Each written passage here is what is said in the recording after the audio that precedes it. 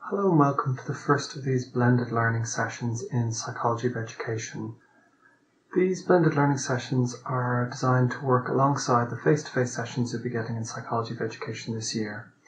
The idea is that there are simply too many topics to hope to cover them all in the face-to-face sessions, and so in those weeks when you won't be getting a face-to-face psychology session, you'll instead be offered one of these blended learning audiovisual presentations to introduce you to the topic for that week and allow you to cover that topic as a form of independent study. I'll try my best to make these blended learning audiovisual presentations interesting, but as well as simply listening to me talking about the topics, I'll also be asking you to, or encouraging you to engage in certain activities where you'll be pausing the recording and doing things. I also recommend that, generally speaking, it's a good idea to have read up on the area that the audiovisual presentation is about before listening to it. Typically in the face-to-face session on the week before, I'll have told you what the audiovisual presentation is going to be about, so you can sort of read up on some of the basics before launching into listening to the presentation for the first time. Social psychology is the area of psychology that tries to understand social situations. How do we behave when we are interacting with other people? How does the membership of the various social groups we belong to affect us, and how do we affect them? So really, social psychology is very much interested in the way that not only we relate to each other, but the way even our internal processes, our thoughts, our beliefs and so on are shaped by social influences, social forces. And throughout this series of lectures, you'll be learning about various different aspects of social psychology. But before we kind of get into talking about social psychology, which you'll be encountering in your first face-to-face session, I wanted to take a step backwards for a moment and consider whether or not there is a need for psychology at all. And you'll see what I mean as we go a little bit further into this presentation. So what do I mean when I ask, is there a need for psychology at all?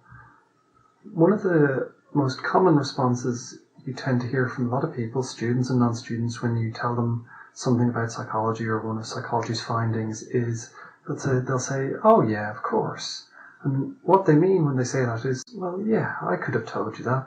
That's common sense. And the idea that somehow, in many cases, psychology is offering nothing more than you could figure out through common sense, or in some cases is even contradicting common sense and as such is questionable, is something I think that often hovers in the background for a lot of people who are introduced to psychology or asked to consider using psychology in professional context. There's a feeling of, well, do we really need it? Do I need psychology to help me understand the situation? I think I can understand it on my own, just using my own common sense. And so what I wanted to do with this first audiovisual presentation was to tackle that question head on. Is psychology any better than common sense? Does it add anything more to our understanding of situations than we could just figure out using common sense? I also wanted to ask a few questions about common sense. What is it? When we say something is quote-unquote common sense, what do we mean? And is common sense really an effective method for understanding the world? If it's going to be suggested by some people as an alternative to psychology, does it work? So over the next over these slides, what I'm going to do is I'm going to explore the nature of common sense. I'm also going to show you what I feel are some of the major limitations to common sense, the places where common sense falls down. And I want to show you ultimately why psychology is necessary, because if left only with common sense, we're very vulnerable to its limitations, and there are some pretty major limitations to common sense. And what psychology offers is a solution to most of those limitations. It gives us a better way, a more effective way of understanding the world around us that we could never achieve using common sense alone.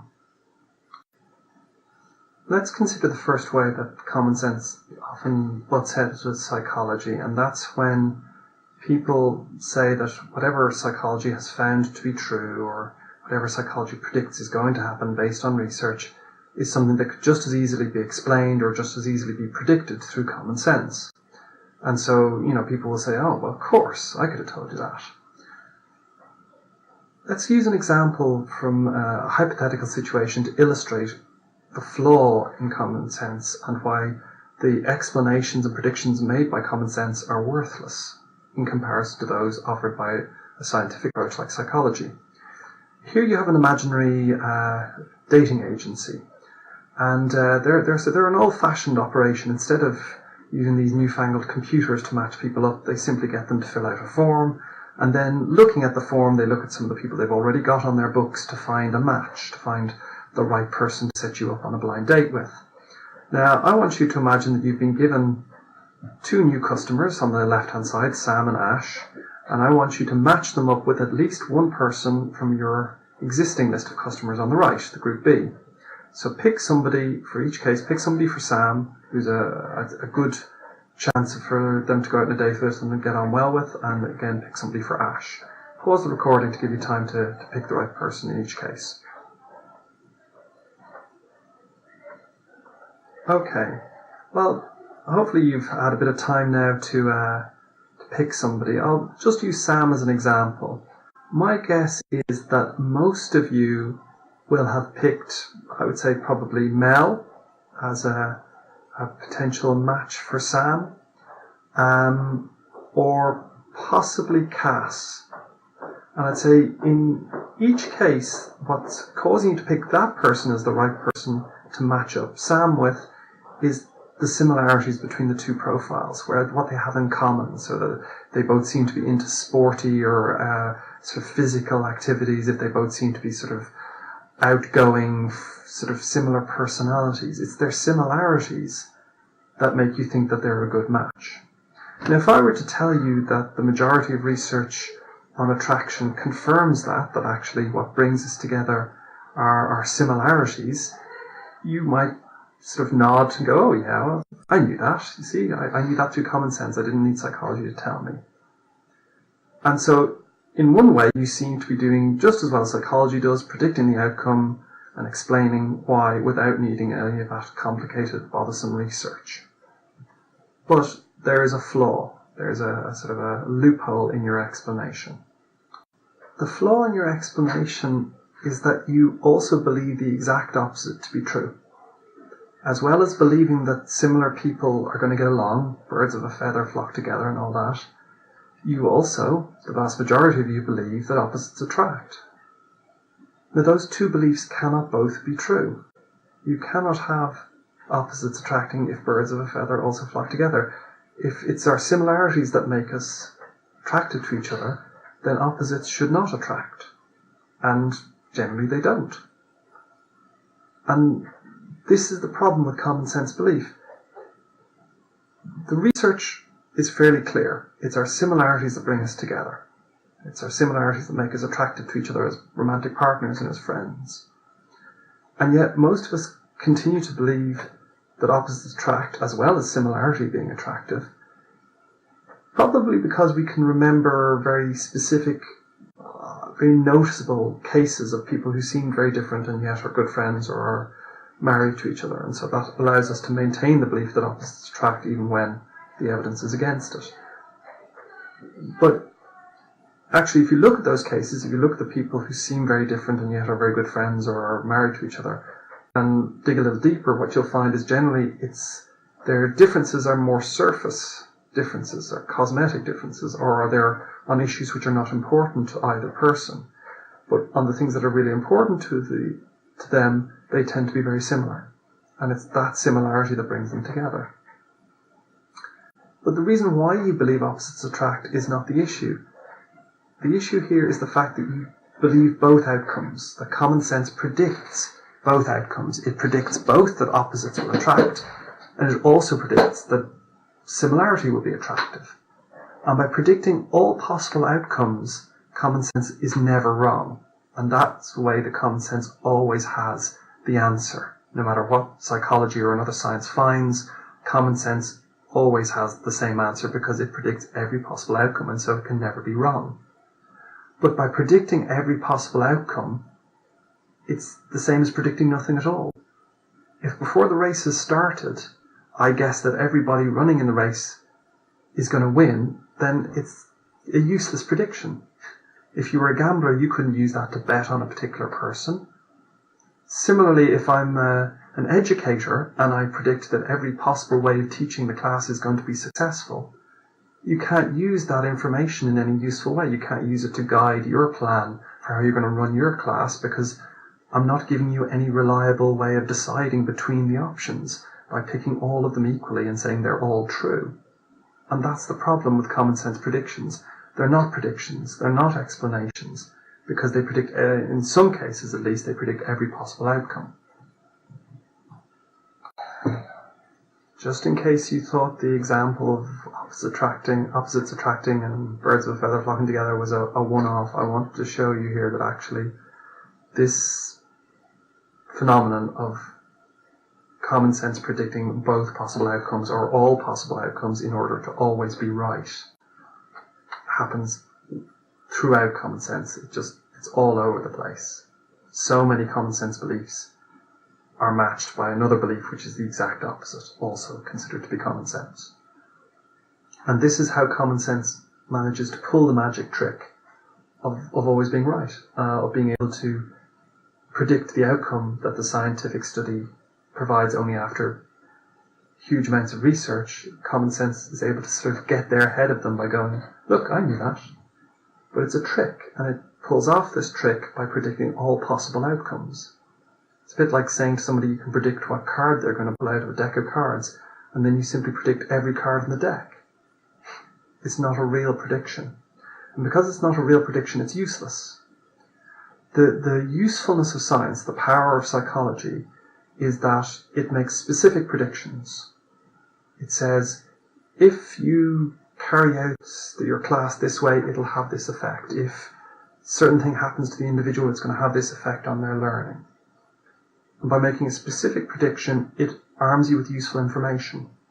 If you know that doing your class in a certain way has a beneficial effect, that's what the theory predicts, then you are able to use that information to carry out your class that way in order to achieve the beneficial effect. Similarly, if you know that someone experiencing certain circumstances at home will have a negative impact on their learning, you're armed with that information to then say, well, let's do what we can to avoid those circumstances happening at home, or to improve their nutrition, say, if that's the negative thing. So we avoid the negative effect. But it's only useful if the prediction is specific, if it says, do this and that will happen. Common sense doesn't make any predictions that way. It predicts all possible outcomes and so is useless. But it looks useful because it always has the right answer. It's a bit like the friend you have who is always able to tell you the result of the match after it's over and says, oh, I knew that side was going to win. But they were never able to tell you beforehand. So you couldn't use the information to say, put a 5 on the outcome. This is the problem with common sense, one of them. You'll see some of the other problems as we go through the rest of this session. And this is the reason why common sense shouldn't be considered, or, the fact that common sense can predict the outcome of scientific research shouldn't be taken as evidence that common sense is now equal to scientific research. It's only achieving that outcome through a sort of a magic trick, and it's not real.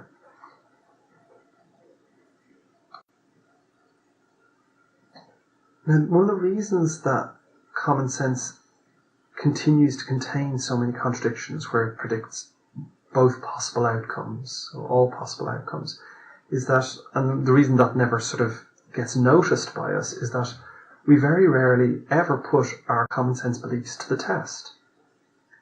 We just believe they're true, but we've never actually tested them or checked them to see if they are true. So there's a good chance that the vast majority of them are false. And that's another major flaw with common sense, is that common sense contains a whole host of things that we believe because they're common sense, quote unquote, but they're not true.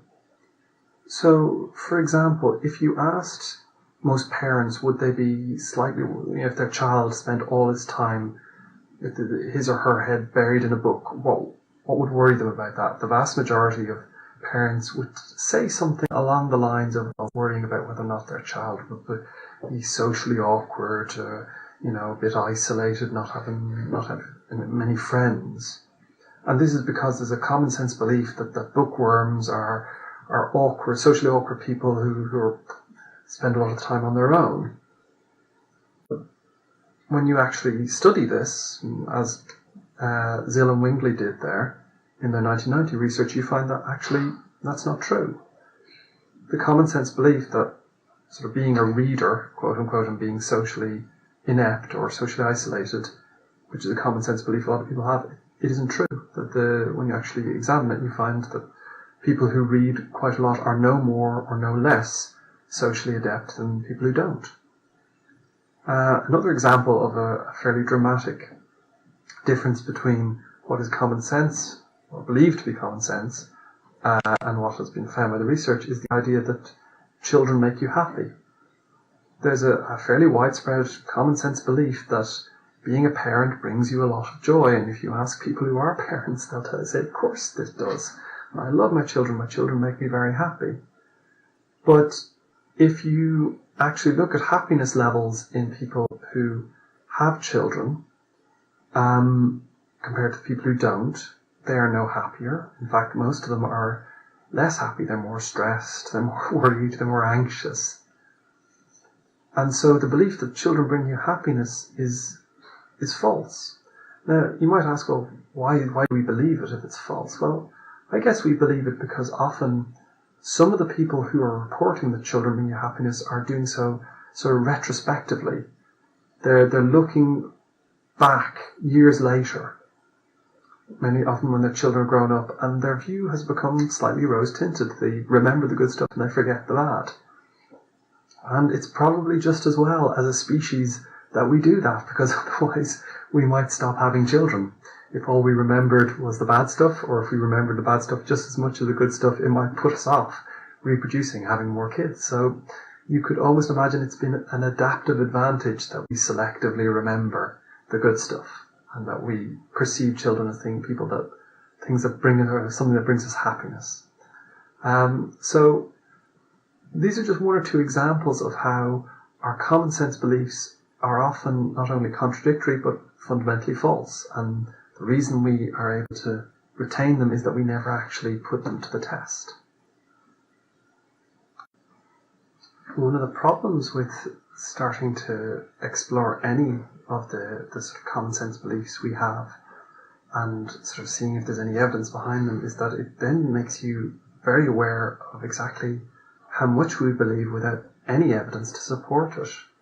And that it's very disconcerting that quite often when we actually look into any of these beliefs, so many of them turn out to have no real basis or no evidence to support them, or in fact the exact opposite is true. Take another example here on the slide of this idea that getting a part-time job as you're growing up will sort of build character. There's an awful lot of teachers and parents who believe this, that some kind of part-time work, paid work, will give the child a work ethic and will sort of put them on the right path and sort of make them respect money and make them respect honest labour and encourage them to get a job once they graduate from school. It's taken almost without question to be true, and yet any of the research that's been carried out on this hasn't reliably found any of the benefits that we think are going to be there. So the idea that it makes the children respect money more doesn't seem to stack up against what they actually do with the money that they earn from these part-time jobs. It's not spent on important or things or saved for a rainy day. It's blown on luxuries, not really showing any respect for the money at all. And it doesn't seem to instill a respect for work, so that you find that people who had a part-time job don't seem to have more respect for work or getting a job than people who don't. And if that were all it were, if it didn't have the benefits that we thought it would have, that's one thing. But it's been found that actually it has a negative impact on the child's education. And you see this in children who have part-time jobs when they're in school, but you also see it in individuals who have part-time jobs when they're in university. That the part-time job distracts them from their education. It sometimes physically takes them away from it, or sometimes just makes them too tired or less engaged with it. And as such, they're in a sense harming their future for no real immediate or long-term benefit. And this is just one example of how our untested and untried common sense beliefs can actually be quite negative and harmful to our education. Another problem we sometimes encounter is that when the scientific evidence or the scientific research on an area progresses and our understanding of it changes, people's understanding doesn't change with it. That sometimes the understanding of the public lags behind the scientific understanding quite a bit. So take, for example, the idea that the very widespread belief that during your adolescence you go through a major emotional and personal time of trouble and turmoil where you're likely to have wild emotional swings, and you're going to end up in trouble with authority, with, clashing with your parents and with your teachers. I would say if I asked for a show of hands among the class or among any group of people about people who thought that this is true, or people who say that that was their own experience, the majority of hands would go up. And in this case, it's not true that there's been no research on it or that all the research contradicts it. You go back to sort of 30, 40, 50 years ago, you find that the idea that adolescence is a time of turmoil was quite widely respected, even among the scientific community, among the psychologists. Anna Freud is very famously known for saying that if you aren't having sort of emotional troubles when you're an adolescent, that's weird. It's normal to be abnormal in adolescence.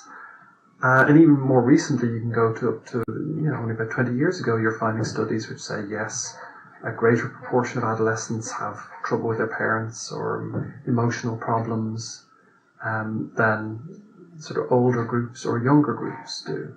And so the evidence at that time seemed to support the idea that adolescence was indeed this time of trouble and turmoil that the research said it was, and that our sort of anecdotal experiences were saying it was. The thing is, the research has moved on. That was our understanding of it, but not so much anymore.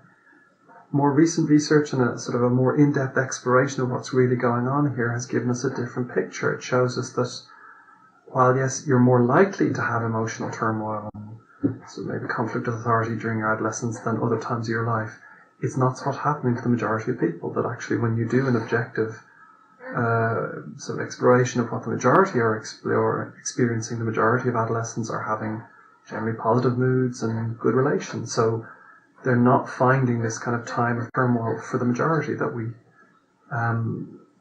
expect it to be.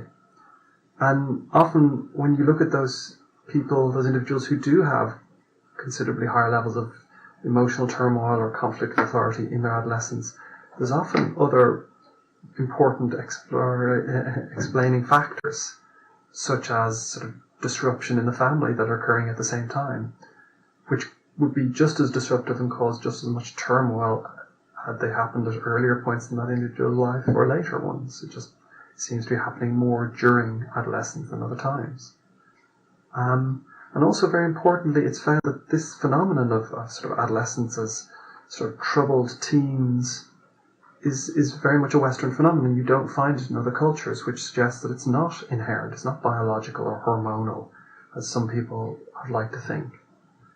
Because the other teens in the other cultures have the same biology and same hormones, but nothing like the same levels of cases like this. And so it suggests that there's a certain cultural effect here. And it may be that because of the early research building an image of adolescence as this time of turmoil, we now expect it. And sometimes with expectations like that, you have what's called stereotype threat, that people sort of fall into a way of behaving that's expected of them. And it's hard to explain why it happens. It's complicated, but fundamentally because they think they should, they end up doing it, so it becomes a sort of self-fulfilling prophecy, if you like. But I think it's more likely that we're simply selectively remembering our own adolescence and the adolescence of others, that we're not seeing greater incidences of turmoil and emotional problems, but we just remember the cases where it happens, and so they stick in our memory. That makes us sort of misjudge how often it happens and think it happens much more than it does. So this is a case where, when the research shows one thing, but then as our understanding develops, sometimes the common sense belief doesn't keep up and it lags behind, and This is another problem with common sense beliefs, is that they're often outdated views from 20, 30, 40, 50 years ago, which may have been informed by some evidence at that time, but the evidence has now sort of been either disconfirmed, or we now understand the area better, but the common sense belief hasn't progressed and won't progress, and it's kind of stuck where it is. And it's another major problem with common sense as a basis for our judgments, is that it does stagnate and it does stop developing, whereas scientific understanding is more likely to progress. You might be forgiven for thinking that the people who hold these common sense beliefs, which I'm now trying to show you are not true, that, well, if they knew what we now know from seeing it here or hearing me talk about it, that they would then modify those beliefs. However, the truth is never so simple.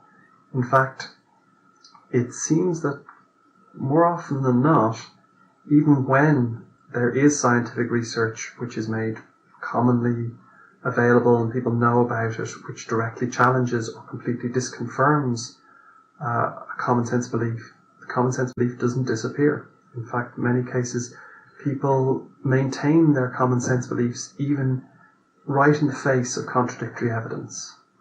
And it's led some people to suggest that common sense beliefs are sometimes immune to evidence. They just, no matter what you do, people will believe what they want to believe. A good example of this from an educational context is the idea that antisocial behaviour is a result of low self-esteem. This was thought to be true for a while, and there was some evidence to suggest this was occurring in some cases, and it became a very widespread belief among educators. Now, the research has moved on, and more research now these days would say that actually antisocial behaviour is not a result of low self-esteem, and that sort of tackling the self-esteem issue won't remove the behaviour. But no matter how much this sort of updated message is communicated, there are some teachers who simply will not believe it and are likely to persist in their existing methods of trying to tackle it as a self-esteem issue, no matter how much we try to convince them that it's a waste of time. Another more common belief, which seems to be completely immune to being disconfirmed, is this idea that we only use 10% of our brain. It's an idea that's been knocking around for many, many years now, and even if people don't believe the exact number of 10%, you'd be amazed how many people have some kind of belief or some form of belief that tells them that there's a sort of hidden potential in their brain that they're not using, a certain amount of their brain that remains untapped right now by their everyday use, and that somehow, under the right circumstances, they might be able to activate it. Now, this is a bit of a puzzle. I mean, why would it be the case that when we are presented with evidence which directly contradict our common sense beliefs, we still hang on to them? I mean, sure, it's a flaw in common sense beliefs, but how do we explain why it happens? Well, I think the best way to understand it is to look at this particular example of the 10% of our brain myth or belief.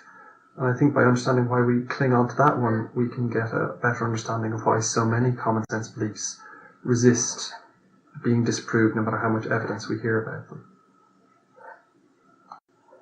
Before we look at the reasons why we believe it's true, firstly, let's just be clear on it. It isn't true. It's not true at all. Anybody who's ever tried to tell you that there's a percentage of your brain that you're not using, whether it's 90%, which is an amazing figure, or even just a smaller percentage that somehow is untapped potential in your brain that isn't being used right now, it's rubbish. It's rubbish from start to finish. All this research that's been carried out on brain activity tells us the same story, that we are using all of our brain pretty much all of the time. The brain consumes a huge amount of the body's resources, and you know, when you think about how much the brain is using up, it's quite obvious that the whole thing is going pretty much 24/7 to be using up all of that energy and all of that sort of oxygen to keep it going. Also, a pretty strong piece of evidence that the brain is being used pretty much all of it all the time is that any brain damage due to any kind of injury to the brain has some kind of effect on our behaviour or abilities. There's no area of the brain that, if damaged, has no effect on us. So there's no part of your brain that you can have damaged and experience zero sort of side effects, which suggests that all the different parts of the brain already have a job right now in your day-to-day life. And if even that doesn't convince you, you can watch people's brains activate in live time when they're being scanned using methods like EEG or MRI. It actually shows the brain activating. It sort of lights up on the machine like a Christmas tree lights coming on. And it shows us that in fairly everyday activities, all different areas of the brain are being activated to do those very basic activities. But to just do the everyday stuff you do right now, walking around, talking, eating, breathing, almost all the different parts of your brain get involved at some point or another. So, I'm very sorry to be spoiling the party, but unfortunately, you are using pretty much all of your brain all the time right now just to be your everyday self. It's not true. But we want it to be true. Now, why would we want it to be true? Well, in answering that, we can gain a clue as to why we maintain our common sense beliefs in the face of evidence. A clue to why we want these myths, like the 10% of the brain myth, being used can be found by studying popular culture. In particular, I'm picking out 3 characters from very popular film series. Here's a quick quiz. Can you identify the 3 people on the screen right now? Pause the recording and see if you can name who they are, or what their character's name is, and which series they come from. Right? Go. Okay, your time is up. The answers are, of course, on the left, Luke Skywalker from the original Star Wars trilogy. In the middle, you have Neo from the Matrix trilogy, and on the right, you have Harry Potter from the 7 Harry Potter films, or at least 7 at the time I'm recording this. God knows how many more they'll make. Now, why are these characters so attractive, so popular? These are characters that we like to watch. We identify with them. We want to identify with them. So what is it that makes them so appealing? Well, okay, they're heroic characters. They are the lead character of their particular stories, and that's appealing. We all want to be sort of seen as important people. We all want to think that we could be heroic, think that we could be great. But I think there are many characters which are heroic and great, which don't have as much appeal as these ones. I think the secret of their appeal is that they aren't just amazing, but how they became amazing is so attractive to us. They are the chosen one in their particular stories, and what that means in sort of a film storytelling sense is that usually before they become aware that they're the chosen one, they live a very ordinary life. They're not remarkable at all, which again helps us to identify with them because we feel like ordinary people. But then one day someone comes along and simply says, you are amazing to them. They don't have to do anything to achieve it. They're given it as a gift. They're told they already have these amazing abilities hidden inside them, and they've always had them. They just didn't know they were there. I'm sure those of you who are keeping one step ahead of me will start to see the parallels now between this and the 10% of the brain myth. We all like to believe that somewhere inside us is this hidden power, this hidden potential to be so much more than we currently are. That we're not just the ordinary, everyday, slightly boring person we see in the mirror, that we are secretly amazing, but we just don't know it yet. Now, it's not as attractive to think we could become amazing through lots and lots of hard work. Yes, that's a nice idea, but gosh, it feels like a lot of effort. What's so much more attractive is the idea that someday someone might just come along to us, tap us on the shoulder and go, bang, you're amazing. You don't have to do anything, you're just instantly amazing. And that's what happens to these characters. And that's, I think, part of their appeal, is because they allow us to fantasize that the same thing could happen to us. And I think right there we're seeing why the 10% of the brain myth is retained in face of all the evidence contradicting it.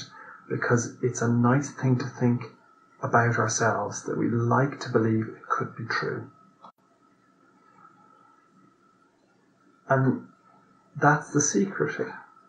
The idea that we like it to be true, we wish it were true, we want it to be true, is the reason why we maintain this and so many other common sense beliefs. They are things we would like to be true. They're the way we want the world to work. And often we're willing to cling on to them even when the world quite clearly doesn't work that way. Now, some people have tried to understand where this myth came from. Some people think that it came from a misunderstanding of some of the early research on neuroanatomy, or something that William James said about us never really achieving our true potential. But in a sense, how we started to believe it is true is kind of irrelevant. What's more interesting is the fact that we cling on to it even now, when the evidence clearly shows that it's utter rubbish. And I think it tells us something very interesting about our common sense beliefs, that they are not really a representation of how the world actually works, as much as a representation of how we would like the world to work, our ideal world in a sense. And so this is one of the reasons that common sense beliefs are not reliable, because whenever you start to view the world as only as you want it to be, and start rejecting any evidence which disconfirms that, you're living in a fantasy world, and we shouldn't be using that kind of worldview to make important decisions. You wouldn't want to think that an educator who's teaching your children, or even me who's giving this lecture now, was running their class based on a fantasy version of how the world should be or how they wish the world was. That's a worrying thought, and yet so many of us go on to make important decisions based on common sense beliefs, even though not all common sense beliefs are fantasies, but there's a certain number of fantasies mixed in there along with the rest. And that's what makes common sense so dangerous as the only basis for making decisions. Hopefully at this point you can see why it is that I felt that sort of discussing this question of psychology versus common sense was important enough to devote a session to it. It's not just a case of me poking fun at common sense beliefs or saying, look how brilliant psychology is, and look at all the ways it challenges common sense. I want to show you why common sense on its own is not reliable. It cannot be used as a complete substitute for psychology and other forms of research into education. And yet so often it is. So often people feel they don't need to know what the research on education is saying. They don't need to know what psychology has found out about education. All they need is good old-fashioned common sense, and that will be enough. So there are people out there who think, and will continue to think, that it's okay for their kids to have a part-time job while at school because it'll build some kind of work ethic, even though the research pretty much categorically shows that isn't true. And this is having negative impact on the learning experience of those children. And there are probably educators out there who are instituting policies and procedures when teaching teenagers because of the belief that teenagers are full of angst and turmoil.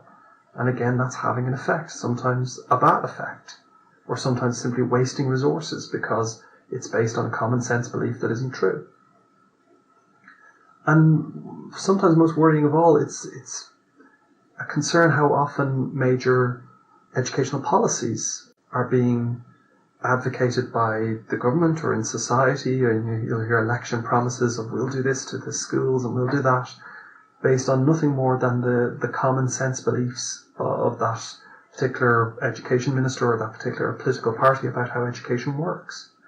And they're basically instituting policies that are changing the way that teachers must teach based on nothing more than common sense. And that's worrying given how, as I've tried to show you, potentially flawed common sense can be, and how often it deals not with the real world but with a sort of a fantasy of how certain people would like the world to work, and how often it ignores the evidence contradicting it. And this is why I think it's important that we include psychology as one of the tools that we all use to understand education, what's going on. I'm not suggesting we completely abandon common sense. I'm just saying that it's not enough on its own. It may not sound like I'm asking for anything too radical when I say that common sense shouldn't be our only guide, that it should be common sense sort of alongside the use of psychology to understand education. But the truth is that common sense and psychology often don't make very easy bedfellows. That quite often psychology and other sciences like it are in the business of challenging and in some cases outright contradicting common sense beliefs, and this comes at a cost. And it's important to understand that in order to understand people's reactions to the findings of psychology of education and things like it. That often a lot of the resistance you're hearing from people when you try to sort of challenge common sense beliefs with scientific or psychological findings, it's down to the fact that we're challenging a long-held belief, and that nobody likes to have their long-held beliefs challenged. It's something very basic about who we are. The beliefs that we hold for a long time become part of our identity, and so to challenge them is to challenge us personally.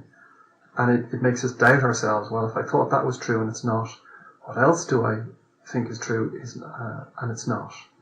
And doubt, again, is something we find very uncomfortable, and we don't like the person who makes us feel that way.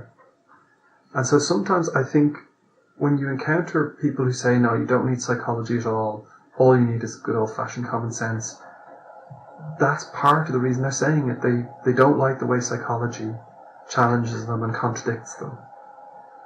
And that's the basis for their rejecting it. And so on one level, we just need to be prepared for this. We just need to know that often when we try to use psychology to understand what's going on in education, we're going to meet a certain amount of resistance from people who don't want their common sense beliefs about education challenged in that way. But also, we have to remember why we're doing it. That when we encounter that kind of resistance, and we will, that we're doing it because common sense on its own is not reliable. It's not. We shouldn't allow something as important as education. We shouldn't leave it in the hands of common sense on its own, because education is too important, and it's worth the discomfort. It's worth the resistance that we encounter, and the occasional sort of irritated or angry individual who thinks we're pulling the rug from under them. Because ultimately, by bringing a more accurate understanding of education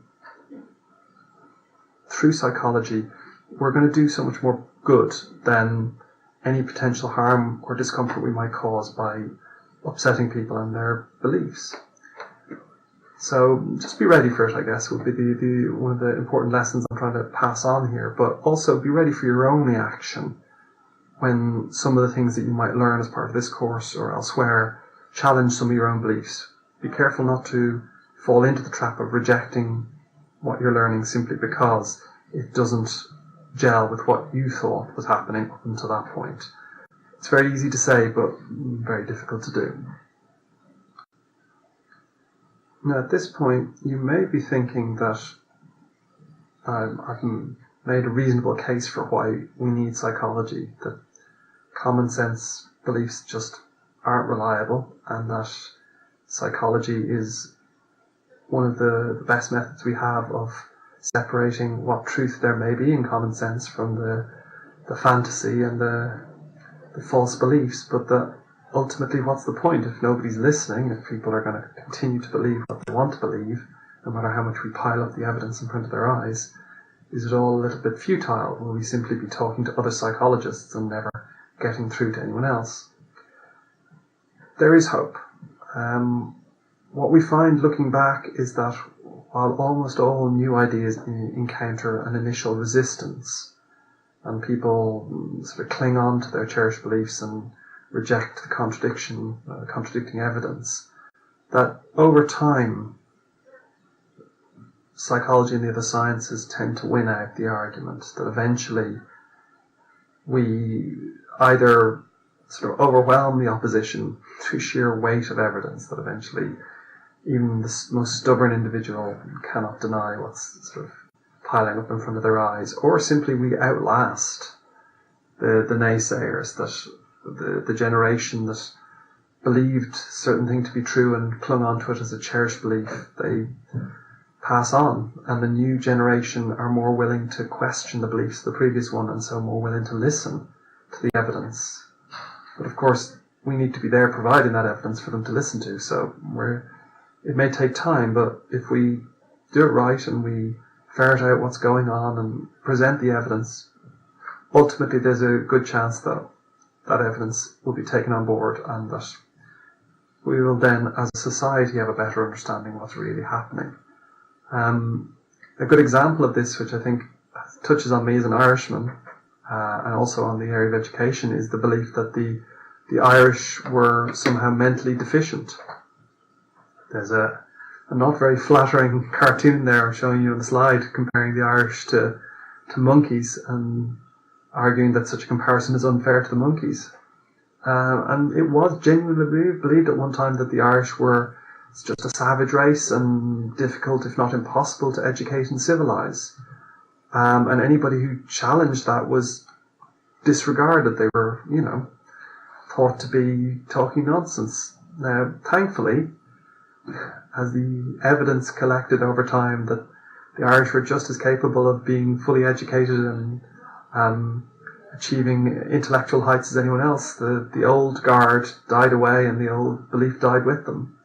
And that was simply the belief of the time. There are similar beliefs among certain circles about different social groups today, whether you might point the finger at sort of groups from certain parts of the Middle East or certain parts of Africa or certain parts of Eastern Europe, the belief that somehow they're just not the equal of the rest of us is a belief that's held in certain circles, and again a belief that we need to challenge, even if we're likely to encounter a lot of resistance while we do it.